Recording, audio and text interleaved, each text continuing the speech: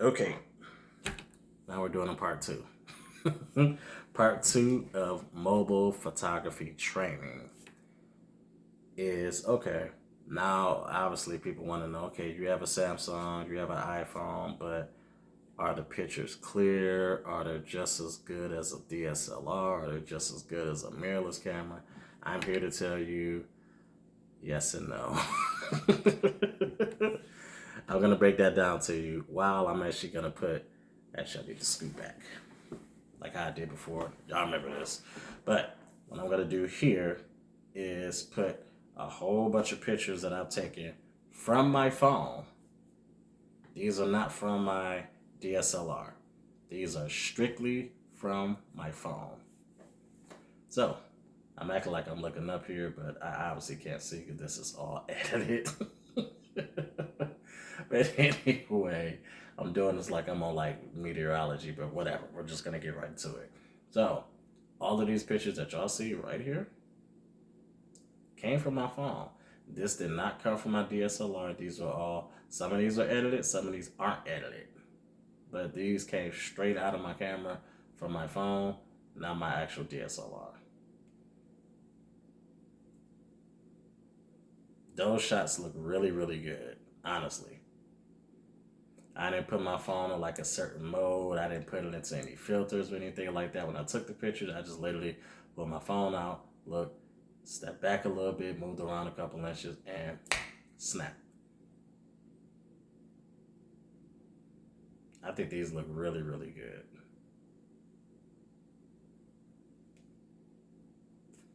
And it's a trick to that because a lot of people, you say in your mind, you're like, hey, did you use your DSLR? Did you use your camera to take these? I didn't.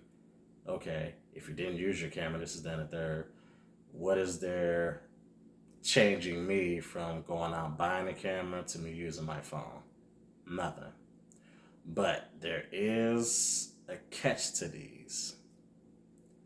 When you take pictures from your camera, your phone that you have in your hand or that you're looking at with the screen right now, when you take pictures from your actual phone, you're not going to get all the megapixels that it promises you. So when you buy that phone and you see that megapixel that's extremely high, it's usually something crazy. It says, 32. It says 36. It says 48. It says 64. Then you got some people with the lower cameras that says 16. It's all megapixel. Front face camera is usually between 2, 4, 8, 12, 16, 32.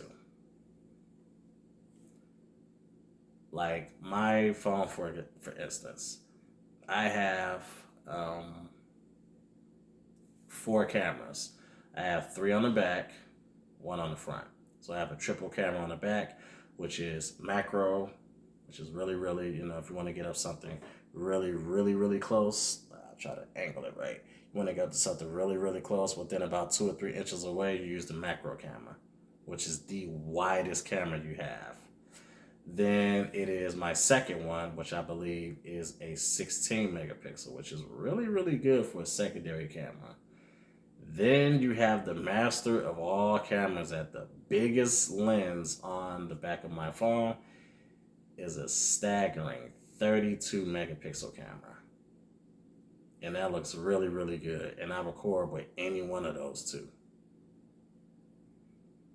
So you can imagine I could do wide angle, I could do decent, I could do really, really like packed in. So, and I'm gonna stop editing now. I always love playing around with editing because editing is fun. But those are all sample pictures that I've taken from my phone. Those pictures didn't come from anywhere else. I edited them with Photoshop and a couple other things I have on here, but that's how easy it is to take pictures with your phone. So don't feel ashamed for the people that's like, hey, I don't have that money to buy a big, humongous, bulky DSLR or a small mirrorless camera that costs, $800, $1,100, $1,200, $1,500. I've seen cameras that cost $5,000. I've seen cameras that cost $4,000. I've seen cameras that cost $3,000, $2,000. You get what you pay for. I'll just say it that way. Then you got these guys that made these phones. You get a great iPhone for about $1,700 to $1,800, and it can pretty much do almost everything my phone can do, or my camera can do. And it's a phone, so you can do all of that and call from it, and text, and surf the internet. I can't do all that with my camera. I can do all that with my phone. So this video is not to make anybody feel bad or anything. This is me showing you those sample pictures that I took with my phone. It shows, okay, that takes really good pictures.